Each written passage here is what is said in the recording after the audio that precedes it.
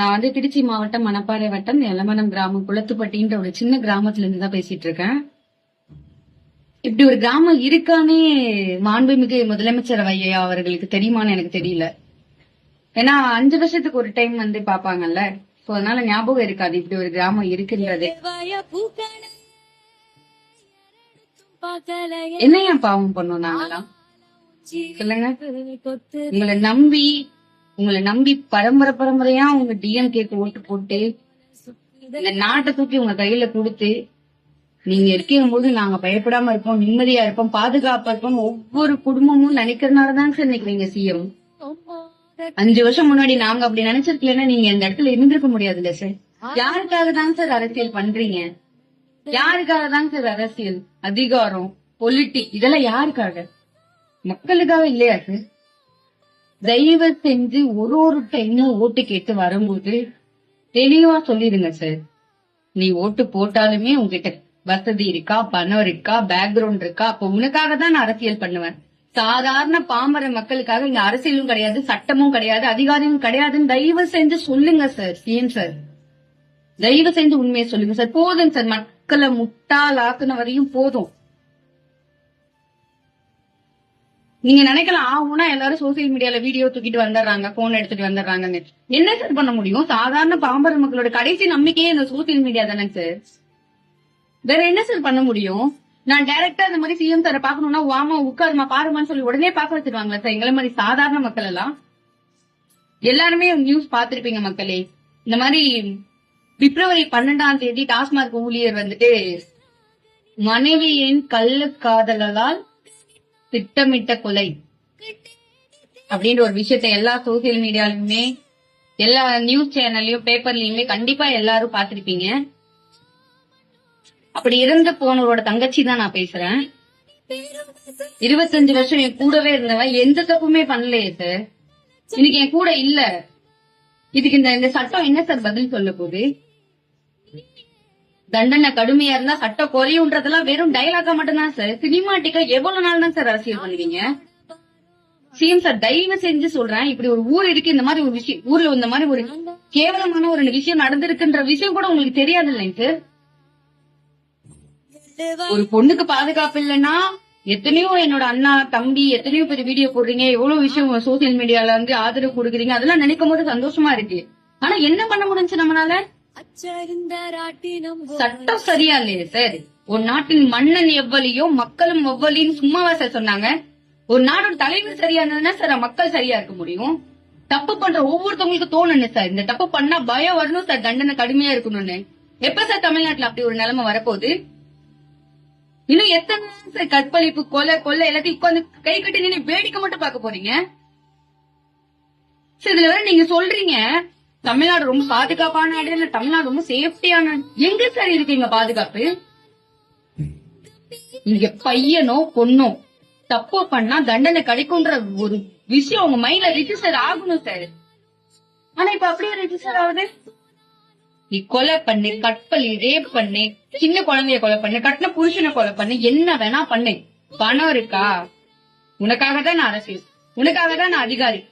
அப்ப பணமே இல்லாம பாமர மக்கள் என்னதான் சார் தோணும்? நம்பி ஓட்டு போட்டுட்டோம், நம்பிட்டோம். நம்புறது தப்பு இல்ல சார், நம்பிக்கை துரோகம் பண்றதுதாங்க சார் தப்பு சார். இது பிப்ரவரி 12ஆம் தேதி இறந்து போறான், 15 நாள் ரிமாண்ட் பண்றாங்க. இன்னைக்கு மார்ச் 12ஆம் தேதி கொலை பண்ண அவ கண்ணு முன்னாடி இருக்கா சார். என்ன சார் பண்ண முடிஞ்சு இந்த அரசியல்னால, ஆட்சினால, சட்டத்தினால? அவ்வளவுதானே சார் எல்லாமே. பணம் இருக்கவனுக்கு மட்டும்தான் இங்க அரசியல், சட்டம், ஸ்டேஷன், கோர்ட் இது எல்லாமே. தயவு செஞ்சு ஒவ்வொரு டைம் எலெக்ஷன் அப்போ சொல்லிடுங்க சார். பணமே இல்லாம சாதாரண மக்களை ரேப் பண்ணலாம், கொலை பண்ணலாம், என்ன வேணா பண்ணலாம். ஆனா அதெல்லாம் நாங்க அரசாங்கம் எதுவுமே கேட்க மாட்டோம், கண்ணை மூடிட்டு வாயை பொத்திட்டு அமைதியா தான் இருப்போம் சொல்லுங்க சார். ஒவ்வொரு டைம் எலெக்ஷன் வரும்போது ஏங்க சார் பேச மாட்டீங்க சார்? நாங்களும் ஒண்ணும் இல்ல, எங்க வீட்டுல எங்க அண்ணனை அவங்களோட மனைவி இல்லீகல் ரிலேஷன்ஷிப்காக கொண்டுட்டாங்க. நாங்களும் ஸ்டேஷன் போனோம், கம்ப்ளைண்ட் ரிஜிஸ்டர் பண்ணோம், எஃப்ஐஆர் பண்ணாங்க. ஸ்பெஷல் டீம் ரெடி பண்ணி, ஸ்பெஷல் டீம் வச்சு ஸ்டேஷன்ல இருக்க அதிகாரிகள் எல்லாமே பண்ணி, இன்ஸ்பெக்டர், டிஎஸ்பி அத்தனை ஆபீசர் விசாரிச்சு இவங்கதான் குற்றவாளின்னு சொல்லி நிரூபிச்சு கோர்ட்டு வரையும் கூட்டி போனா கூட இப்படின்னா 15 நாள்ல வெயில்ல வெளியே வந்துடுறாங்க சார். அவ்வளவுதானே சார் அரசியல்? அவ்வளவுதானே சட்டம்? அப்ப யார வேணா கொலை பண்ணலாம், எப்படி வேணா ரேப் பண்ணலாம், என்ன வேணா பண்ணலாம். பணம் இருக்கவனுக்கு மட்டும்தான் அரசியல்னா, பணமே இல்லாத எங்க கிட்ட ஓட்டு கேட்கறதுக்கு மட்டும் எதுக்காக சார் வந்து நிக்கிறீங்க? நாங்களாம் எங்க சார் போவோம்? மாண்புமிகு முதலமைச்சர் ஐயா அவர்களே, தயவு செய்து இந்த வீடியோ நீங்க பாத்தீங்கன்னா, உங்க ஆட்சியில தான் இப்படி ஒரு அநியாயமா கேவலமான நிலைமையில மக்கள் இருக்கும். முன்னெல்லாம் முன்னல்ல இந்த செகண்ட் வரையும் பெண்களுக்கு தான் பாதுகாப்பு கிடையாது, பொம்பளை பிள்ளைக்கு தான் இங்க சேஃப்டி கிடையாதுன்னு நினைச்சிட்டு இருந்தோம். இப்ப பசங்களுக்கே பாதுகாப்பு இல்லையே சார். ஒரு பொண்ணுக்கு ஒரு பிரச்சனைனா என் கூட பொண்ணு அண்ணங்க தமிழ்நாட்டுல இத்தனை பேர் இவ்வளவு பேசுறீங்க, இவ்வளவு முன்னாடி வர்றீங்க, நல்லது, ரொம்ப சந்தோஷம். ஆனா நம்மளால எதுவுமே மாத்த முடியாதுண்ணா. தயவு செஞ்சு என் அண்ணன் தம்பி அம்மா எல்லாருக்கும் ஒண்ணு சொல்லிக்கிறேன், அப்பா அம்மா எல்லாரையும், என் ஃபேமிலியா தமிழ்நாட்டுல இருக்க எல்லாத்தையும் நான் சொல்லிக்கிறேன். பரம்பரையா நான் டிஎம்கேக்கு தான் ஓட்டு போட்டேன், ரெட்டலை கட்சிக்கு தான் ஓட்டு போட்டேன், மக்களுக்காகவே தான் நான் பேசுறவங்களை நம்பாதீங்கயா, தயவு செஞ்சு நம்பாதீங்க. நம்ம ஓட்டு போட்டு ஜெயிக்க வைக்கிறோம், அவன் அடுத்தடுத்த ஸ்டேஜுக்கு போயிட்டு தான் இருக்காங்க. இன்னைக்கு ஜெயிக்க வச்சது நம்ம தானே. ஒவ்வொரு குடும்ப சமயத்துல பாதுகாப்பு இல்லாம கதறிட்டு இருக்கோம். யார் பதில் சொல்லுவா? இப்படி ஒரு கிராமம் இருக்கு, இந்த கிராமத்துல இப்படி ஒரு பிரச்சனை நடந்திருக்குன்னு கூட சிஎம் சாருக்கு தெரியாது இப்போ.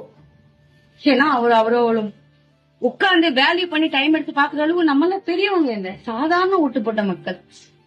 அப்படி அவங்களுக்கு இவ்வளவு பெரிய அலட்சியம் வர்றதுக்கு காரணமே பரம்பரையா நான் அப்படி அவங்களுக்கு தான் ஓட்டு போட்டேன், நான் அவங்களுக்கு தான் ஓட்டு போடுவேன்னு முட்டாள்தனமா நினைக்கிறேன். நம்ம மைண்ட் செட்னாலதான் நம்ம மாறணும். இங்க அரசியல் மாறணும், அதிகாரிகள் மாறணும், சட்டம் மாறணும்னா முதல்ல நம்ம மாறணும். எப்ப மாற போறோம்? இந்த வருஷமா காலகாலமா முட்டாள் மாதிரி ஓட்டு போட்டா அதனால நான் எவ வேணா கற்பழிக்கட்டும், எவ வீட்டுல வேணா கொலை நடக்குது, நான் இப்படிதான் இருப்பேன்னு இருக்க போறீங்களாண்ணா? அண்ணா தங்கச்சியா எல்லாரையும் ஒண்ணு கேட்டுக்கிறேன். இன்னைக்கு ஏன் அண்ணனுக்கு நடந்த இந்த அநியாயம் குடும்பம் நாளைக்கு தமிழ்நாட்டுல இருக்க ஒரு அண்ணனுக்கும் நடந்துடக்கூடாதுங்கிறதுக்காக தான் பேசிட்டு இருக்கேன். தப்பு பண்ணவங்களுக்கு தண்டனை கிடைக்கணும். இது எத்தனை பேர் பாப்பீங்கன்னு எனக்கு தெரியல, இந்த வீடியோ எத்தனை பேர் கண்ணு பாக்க போறீங்கன்னு எனக்கு தெரியல. ஆனா என்னோட ஹம்பிள் ரிக்வெஸ்ட் ஒண்ணு கேக்குறேன், தயவு செஞ்சு டிவிக்கே தொண்டர்கள் யாராவது இத பாத்தீங்கன்னா, நான் மனசார சொல்றேன், எனக்கு இருக்க கடைசி நம்பிக்கைன்னா அது டிவிக்கே மட்டும்தான், விஜய் அண்ணா மட்டும்தான். விஜய் அண்ணா நீ வரணும்னா, இப்படி ஒரு ஊரு இருக்கீங்க, ஒரு அநியாயம் நடந்திருக்குன்னு ஃபீலிங் சார்க்கு பார்க்க டைம் இல்லன்னா, அவர் இன்னும் கொஞ்ச நாளுக்கு அப்புறம் எலெக்ஷன் அப்ப மட்டும் தானே, 5 வருஷத்துக்கு ஒரு டைம் மட்டும் தான் வருவாரு. ஒரு தப்பு பண்ணா அது பையனோ பொண்ணோ தண்டனை கடுமையா இருக்குன்ற அளவு நம்ம நாடு மாறணும்னா நீ வரணும்னா, தயவு செஞ்சு சொல்றேன், ஒரு பொண்ணுக்கு பிரச்சனைன்னு வரும்போது எத்தனை பேர் குரல் கொடுக்குறீங்களோ, இங்க ஒரு பையனுக்கும் ஒரு ஆபத்து வரும்போது தயவு செஞ்சு எல்லாரும் குரல் கொடுங்க. ஒரு தங்கச்சியா அவங்க எல்லாத்தையும் கேட்டுக்கிறேன். இன்னைக்கு என் அண்ணனுக்கு நடந்தது நாளைக்கு என் அண்ணன் மாதிரி இருக்கவங்க யாருக்கும் நடந்துடக்கூடாது. 10 வருஷம் குடும்பம் பண்ணி 2 குழந்தை பெத்துட்டு எவனோ ஒருத்தன் இல்லீகல் ரிலேஷன்ஷிப்காக 10 வருஷம் கூடவே இருந்தவங்க கொன்னுட்டா, அவளுக்கு வெளியே சந்தோஷமா தான் இருக்கா. ஒரு மாசம் கூட அவளை 15 நாள் வெளியே சந்தோஷமா தான் இருக்கா. ஆனா உயிர் போனது என் குடும்பத்துல இல்ல, ஏன்னா எனக்கு திருப்பி கிடைக்க மாட்டானே. இதுல எந்த அரசாங்கமும் எந்த கவர்மெண்ட்டும் என்ன பதில் சொல்ல போறீங்க? ஏன் தப்பு பண்றான்? என்ன தப்பு பண்ணாலும் பணம் இருக்குன்னா வெளில வந்துடலாம், பணம் இருந்தா பிரச்சனை இல்லைன்ற ஒரு அளவு கேவலமான அவல நிலைமையில அரசாங்கம் நடந்துட்டு இருக்கனாலதான் நீங்க தப்புகள் அதிகமாகுது. ஃபாரின் கல்ச்சர் எல்லாம் கொல்றானுங்க சார், கண்ணு முன்னாடி கொல்றானுங்க. தப்பு பண்ணா ஒவ்வொரு டைமும் ஒவ்வொரு குற்றவாளியும். தமிழ்நாட்டுல மட்டும் ஏன் சார் கேவலமா இருக்கு? சட்டம் சரியா இருந்தா ஏன் சார் குற்றம் நடக்க போகுது? விஜய் அண்ணா, என் அண்ணன் போயிட்டான், என் அண்ணன் திருப்பி வரமாட்டான் எனக்கு.